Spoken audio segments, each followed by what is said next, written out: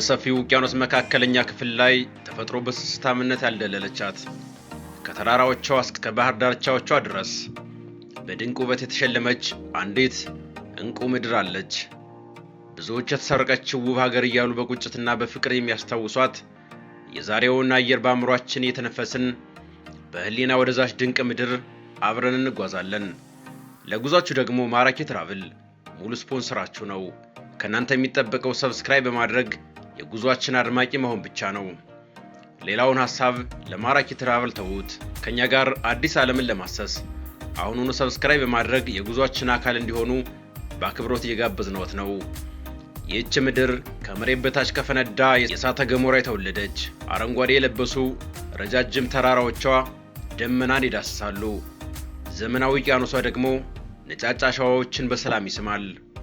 እዚህ ቦታ አየር እንኳን ሳይቀር ልዩ ጠረን አለው። የዱር አበባዎችና የጨለማ ውቅያኖስ ውህደት። እያንዳንዱ ማዕበል የቆየ ትዝታን ይዞ ይመጣል።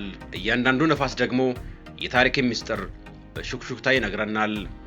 ታዲያ ይህች በተፈጥሮ ዘውድ የደመቀች የብዙዎችን ልብ በቦታ የሰረቀችውና በታሪክ አጋጣሚ የኃያሉ አሜሪካ 50ኛ ግዛት ለመሆን የበቃችው ድንቅ ምድር ማን እንደሆነች ዛሬ እንነግራቸዋለን። ይህች ምድር ሌላ ሳትሆን ውቧና ተናፋቂዋ ምድር ሃዋይ ናት። እንኳን ወደ ሃዋይ በሰላም መጣችሁ።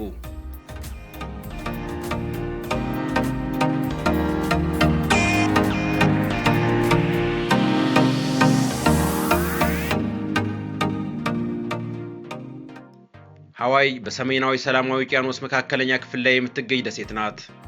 ከአሜሪካ ዋና መሬት በስተምዕራብ 3200 ኪሎ ሜትር ያክል ርቃ በውቅያኖስ የተከበበች በመሆኗ በመሬት የሚያዋስናት ምንም አይነት ሀገር አሊያም ደግሞ ግዛት የለም። ሙሉ በሙሉ በውቅያኖስ የተከበበች የደሴቶች ስብስብ ናት። የሃዋይ ጠቅላላ የመሬት ስፋት 28311 ካሬ ኪሎ ሜትር አካባቢ ሲሆን ከመቶ በላይ ትናንሽ ደሴቶች ቢኖሯትም ዋና ዋናዎቹ ግን 8 ደሴቶች ብቻ ናቸው። ከነዚህ መካከል ቢግ አይላንድ እንዲሁም ደግሞ ማዊ አይላንድ ይጠቀሳሉ። ደሴቷ ሙቀታማና ደስ የሚል የሐሩር አየር ጸባይም አላት። ዓመቱን በሙሉ የሙቀት መጠኗ መካከለኛና ወጥ የሆነ ከ24 ዲግሪ ሴንቲግሬድ እስከ 31 ዲግሪ ሴንቲግሬድ ሲሆን የውቅያኖስ ነፋስና ወቅታዊ ዝናብ ደሴቷን ሁልጊዜ አረንጓዴና ተናፋቂም ያደርጋታል። የሃዋይ የህዝቦቿ የሃይማኖት ስብጥር ደግሞ በጣም የተለያየ ነው። አብዛኛውን ፐርሰንት ግን ክርስቲያኖች ይሸፍኑታል። ወደ 60% ገደማ ይይዛል። ፕሮቴስታንትና ካቶሊክ ደግሞ ዋና ዋናዎቹ ሃይማኖቶች ናቸው። 26% አካባቢ የሚሸፍነው ደግሞ ሃይማኖት የለሽ ወይንም ደግሞ ያልተገለጸ ምንም አይነት እምነት የማይከተሉ ሰዎች ናቸው። ቡድሂዝም እና ምስራቃዊ እምነቶችም እንዲሁ ከ7 እስከ 9% ይሸፍናሉ። እነዚህ ህዝቦች ከእስያ በስደት የመጡ ማህበረሰቦች እንደሆኑ ይነገራል። የነባር ህዝቦች መንፈሳዊ እምነት ደግሞ ጥንታዊ የሃዋይ አማልክትና የተፈጥሮ መንፈስን የማክበር እምነት አሁንም ከባህሉ ጋር ተዋህዶ ይገኛል። ሃዋይ የህይወት ብቻ አይደለችም፣ የታሪክ የባህልና የጠንካራ ህዝቦች መኖሪያ እንጂ። ባህሏ ከውቅያኖሱ ጥልቅ ይልቅ የጠለቀ ነው ይባላል። ውዝዋዜዋ የታሪክ ማስታወሻ፣ ዜማዋ ደግሞ የነፍስ ጩኸት ነው። ተፈጥሮ በእጇ የሰራቻት ይህች ምድር ዛሬም ቢሆን የጠፋውን ገነት ፍለጋ የሚንከራተቱ አሳሾችን በስሜታዊ ውበቷ ትማርካለች። ጊዜ ያልደመሰሳት፣ ሰው ሰራሽ ለውጥ ያልቀማት ይህች ውብና እንቁ ምድር አሁንም በፍቅርና በስሜት አቅፋ ትቀበላቸዋለች። ይህን መሰል ድንቅ የታሪክና የተፈጥሮ ጉዞዎችን ከኛ ጋር መጓዝ ካስደሰተዎት ሰብስክራይብ ማድረገው እንዳይረሱ። አብረውን ወደ ደሴቷ እንዝለቅ።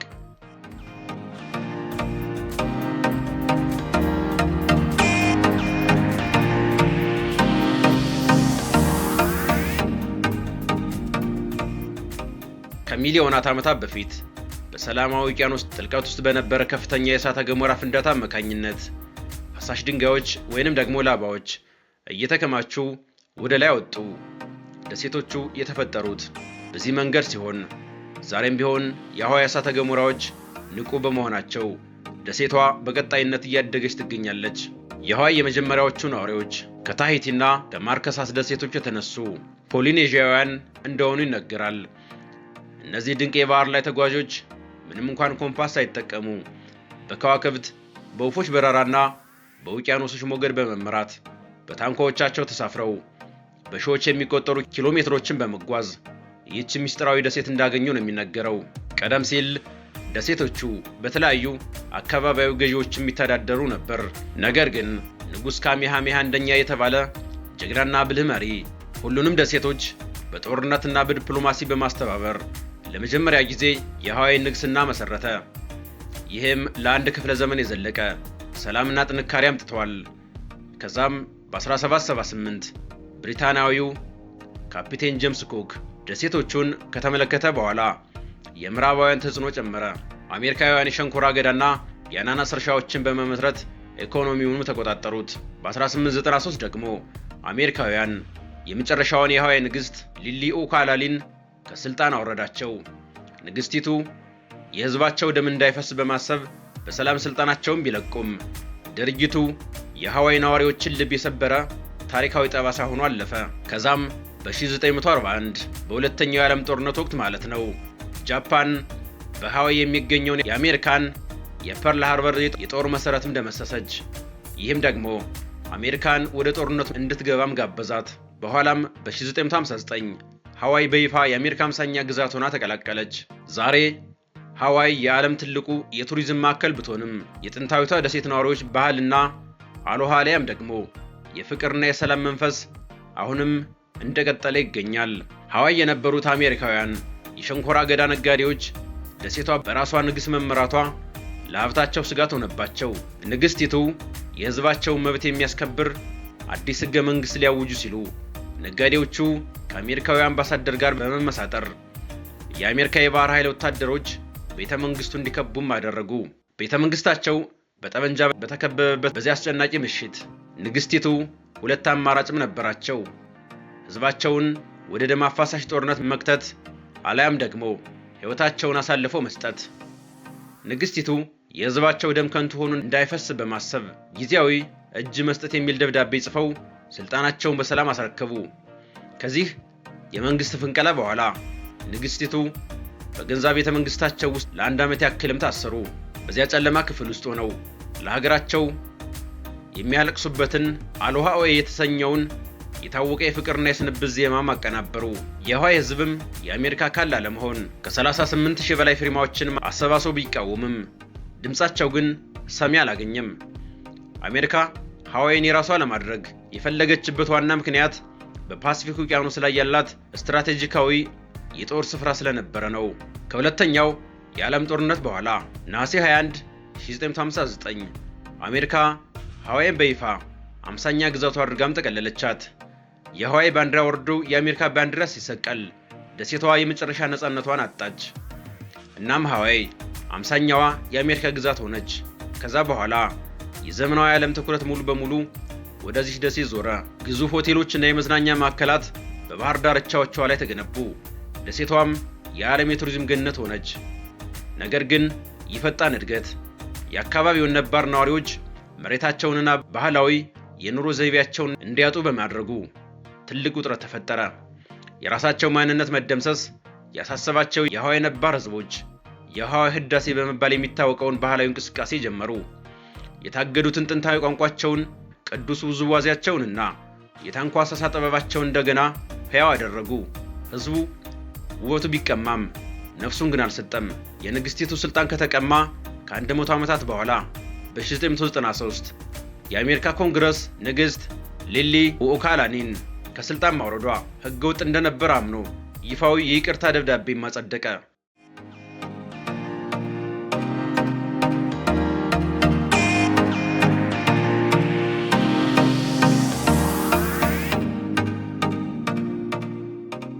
ዛሬ ሃዋይ የአሜሪካ ዘመናዊና የጥንታዊ ፖሊኔዥያ ባህል ጎን ለጎን የሚኖሩባት የውበትና የታሪክ አዋቂዎች ምድር ሆናም ቀጥላለች።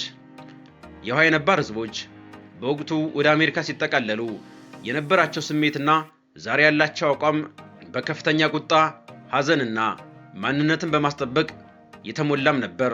አብዛኛው የሃዋይ ህዝብ ውህደቱን በፍጹም አልተቀበለውም ነበር። አሜሪካ ሀገራቸውን ስትጠቀልል ኩኤ ፒቲሽን በመባል የሚታወቀውን ታሪካዊ የተቃውሞ ሰነድም አዘጋጅተው ነበር። በዚህ ምክንያት ከ38,000 በላይ ፊርማዎችም ተሰባሰቡ። በወቅቱ ከነበረው ሙሉ የሃዋይ ነባር ሕዝብ ከ90% በላይ የሚሆነው አሜሪካ ሀገራችንን እንድትወስድ አንፈልግም፣ ንግስታችንን ትመለስልን በማለት በፊርማቸውም ተቃወሙ። የህዝብ ውሳኔ ፕሮግራምም እንዲዘጋጅላቸውም ጠየቁ። ነገር ግን አሜሪካ ያለ ሪፈረንደም ወይንም ደግሞ ያለ ህዝብ ውሳኔ ሀገሯን ጠቀለለች። አሜሪካ የሃዋይ ህዝብ ሪፈረንደም ይዘጋጅለት ራሳቸው በራሳቸው እንዲተዳደሩ ሊመርጡ ስለሚችሉ እናም ሀገሪቱ አሜሪካ እንድትሸነፍ ስለማትፈልግ የሃዋይ ህዝብ ድምፅ እንዲሰጥ ሳታደርግ በኮንግረስ ውሳኔ ብቻ በኃይል ጠቀለለቻት። ህዝቡም ድርጅቱን የወታደራዊ ወረራና የስልጣን ዘረፋ ሲል ኮነነው። ዛሬ በሃዋይ የሚኖሩ ነባር ህዝቦች በሶስት ዋና ዋና ነጥቦችም አቋማቸውን ይናገራሉ። የመጀመሪያው ጉዳይ የራስ ገዝነትና የነጻነት ጥያቄ ነው፣ ሶቨርኒቲ ሙቭመንት።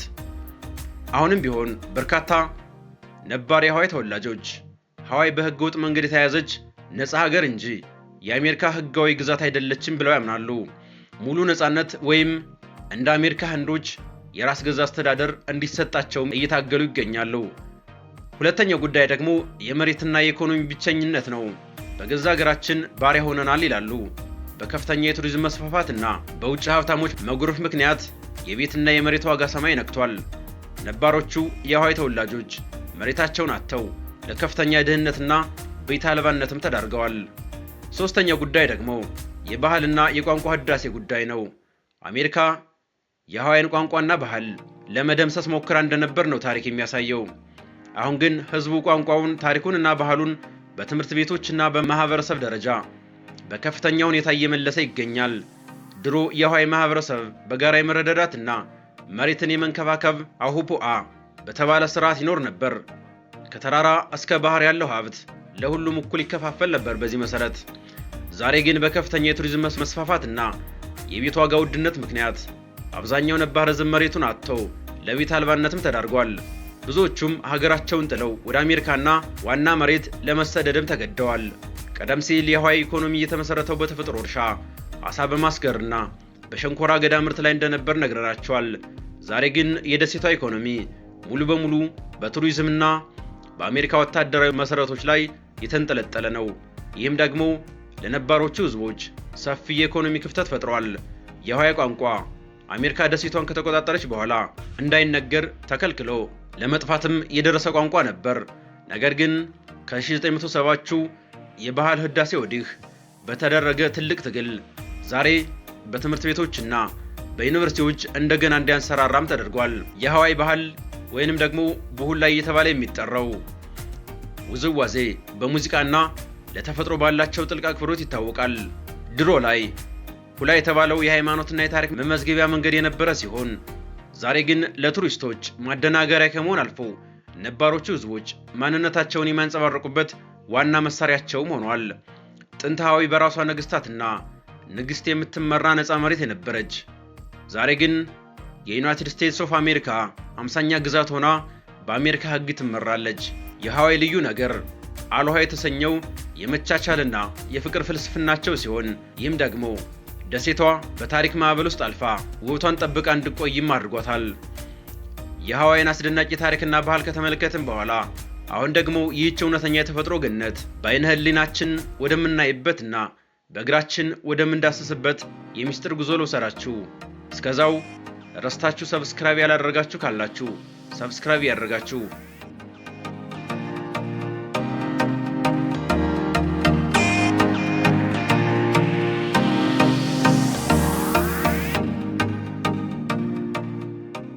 የሃዋይ ደሴቶች የራሳቸው ልዩ ተፈጥሮ ስላላቸው ጉዞውን በቅደም ተከተልና በተዋጣለት መንገድ ማድረግ ተመራጭ ነው።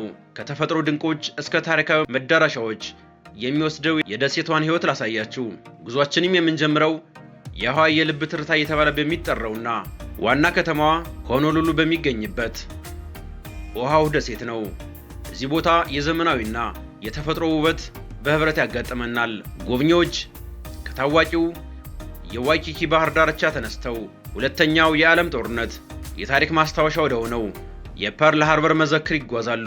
የደሴቷን አየር በደንብ ለመተንፈስ ደግሞ ዳያመንድ ሂድ የተባለውን የእሳተ ገሞራ ቋጤ ተራራ በመውጣት የከተማዋንና የውቅያኖሱን ፓኖራሚክ እይታ መጎብኘት ተመራጭ ነው። ከኦአሁ በመርከብ አለያም ደግሞ በአጭር የደሴት ውስጥ የበረራ ጉዞ ወደ ፍቅርና ተፈጥሮ ደሴት ወደ ሆነችው ማዊ እንሸጋገራለን። ማዊ ለመጎብኘት ትክክለኛው መንገድ ሮድ ቱ ሃና በሚባለው አስደናቂና ጥምዝምዝ የጫካ መንገድ መጓዝ ነው። በዚህ መንገድ ላይ ስንሄድ ቁጥር የሌላቸውን ፏፏቴዎች፣ የቀርከሃ ደኖችንና ጥቁር የአሸዋ ባህር ዳርቻዎችን እናገኛለን። ማለዳ ላይ ደግሞ በሃሌ አኬላ እሳተ ገሞራ ጫፍ ላይ በመውጣት ከደመና በላይ የሚታየውን የወርቃማ ፀሐይ አወጣጥ መታደም አእምሮን የሚያድስ ተፈጥሯዊ ድንቅ ነው። ቀጥሎ ጉዟችንን ወደ እጅግ ጥንታዊና አረንጓዴዋ ካዋይ ደሴት እናደርጋለን። ይህች ደሴት የአትክልት ስፍራዋ ደሴት በሚል ቅጽል ስም ትታወቃለች። እዚህ ደሴት ላይ የሚገኘውና የፓሲፊክ ውቅያኖሱ ግራንድ ካኒዮን በመባል የሚታወቀው ዋይሜያ ካኒዮን በቀይና አረንጓዴ ቀለማት ያሸበረቀ ድንቅ ገደል ነው። በመቀጠል በጀልባ ላይም ደግሞ በሁሂስ ሄሊኮፕተር በመሳፈር የናፓሊ ኮስት ግዙፍና አረንጓዴ ተራራ ገደሎችን ከውቅያኖሱ ዳርቻ መመልከት የጉዟችሁ ትልቁ አስደሳች ስፍራ ነው። ሃዋይ በዓለም ላይ በታዋቂው የዶል አናናስ ምርቷም ትታወቃለች።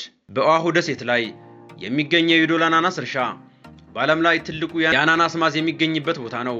እዚህ ስፍራ ተጓዦች በሺዎች በሚቆጠሩ አናናሶችና የዱር እጽዋት በተከበበው የተፈጥሮ ላብሪንዝ መውጫ መንገድ ውስጥ እየተንከራተቱ አናናስ እንዴት እንደሚበቅልና ታሪኩን ይማራሉ።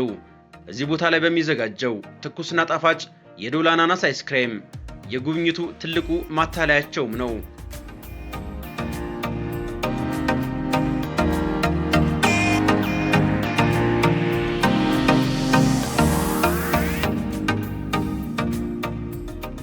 የሃዋይ ታሪክ የደስታ ብቻ ሳይሆን የጥልቅ ዝምታም ጭምር ነው። በካንሆይ ተራሮች ስር የሚገኘው ቫሊ ኦፍ ዘ ቴምፕልስ የተሰኘው የመቃብር ስፍራና መዘክርም እዚሁ ይገኛል። የደሴቷ እጅግ ሰላማዊና ውብ ቦታም እየተባለ ይጠራል። እዚህ ቦታ በተለይም በ1968 የጃፓን ስደተኞች ወደ ሃዋይ የገቡበትን 100ኛ ዓመት ለማሰብ የተገነባው በዮዶን ቴምፕልስ የተሰኘው ጥንታዊ የጃፓን ቤተ መቅደስም ይገኛል። በዙሪያው ባሉ ግዙፍ ተራራዎች በሚያምሩ አበባዎች የተከበበው ስፍራ የሞቱ ሰዎች ማረፊያ ብቻ ሳይሆን የመንፈስ ሰላም የሚገኝበት ቅዱሱ ስፍራም እየተባለ ይጠራል። ሌላው በሃዋይ የሚገኘውና ዓለምን ያንቀጠቀጠው የመቃብር ስፍራ በሁለተኛው የዓለም ጦርነት ወቅት በጃፓን ጥቃት የተደመሰሰችው ዩኤስኤስ አሪዞና የጦር መርከብ የምትገኝበት ቦታ ነው። አሁንም ቢሆን በውቅያኖስ ጥልቀት ውስጥ በሚገኘው የዚህች መርከብ ፍርስራሽ ውስጥ የ1177 አሜሪካውያን ወታደሮች አስከሬን ይገኛል። ከመርከቧ በላይ የተገነባው ነጭ የመታሰቢያ ህንፃ ተጓዦች በጸጥታና በክብር ወታደሮችን የሚያስቡበት ታሪካዊ ስፍራም ተደርጎ ተወስዷል። በሃዋይ የሚገኙት ጥንታዊና መንፈሳዊ ቤተ መቅደሶች የደሴቷን ባለብዙ ባህልና የታሪክ ህብረት የሚያንጸባርቁ ድንቅ መዳረሻዎችም ናቸው። በኦአሁ ደሴት በሚገኘው ቫሊ ኦፍ ዘ ቴምፕልስ ውስጥ የሚገኝ እጅግ የታወቀ የቡዲስት ቤተ መቅደስም አለ። ይህ ቦታ በ1968 የተገነባው የመጀመሪያዎቹ የጃፓን ስደተኞች ወደ ሃዋይ የገቡበትን 100ኛ ዓመት ለማሰብ እንደሆነም ነው የተነገረው።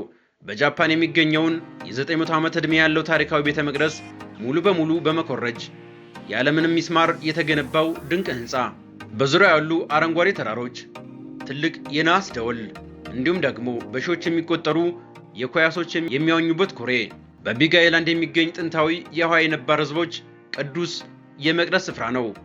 በጥንት ጊዜ ህግ የተላለፉ ሰዎች ወይንም ደግሞ በጦርነት የተሸነፉ ተዋጊዎች ወደዚህ ቦታ ካመለጡ ከቅጣት የሚያመልጡበትና ንስሐ የሚገቡበት የመጠለያ ቦታም ነበር። ከእንጨት የተቀረጹ ጥንታዊ የአማልክት ምስሎች፣ ከእሳተ ገሞራ ድንጋይ የተገነቡ ግድግዳዎችና ጥንታዊ የፖሊኔዥያ መንደሮችም አሉ። በሆኖሉሉ ከተማ የሚገኝ ጥንታዊ የሽንቶ እምነት መቅደስ ነው። በ1906 በጃፓናውያን ስደተኞች የተገነባ ሲሆን የሃዋይንና የጃፓን ባህላዊ ውህደት በግልጽ የሚያሳይ ታሪካዊ ቦታም ተደርጓል። ባህላዊ የሽንቶ የእንጨት አርች፣ የሰላምና የዕድል ጸሎት ስነ ስርዓቶች። በኦአሁ ደሴት በሚገኘው የኑአኑ ሸለቆ ውስጥ የሚገኝ ሌላው ጥንታዊ የሽንቶ መቅደስም ይገኛል። በሁለተኛው የዓለም ጦርነት ወቅት በጃፓንና በአሜሪካ መካከል በነበረው ውጥረት ምክንያት ተዘግቶ የነበረ ቢሆንም በኋላ ላይ ግን እንደገና ተከፍቶ የሰላምና የአንድነት ምልክት ሆኖም ያገለግላል። በሆኖሉሉ የሚገኝ ትልቅ የሺዶ ሽንሹ ቡዲስት መቅደስም አለ።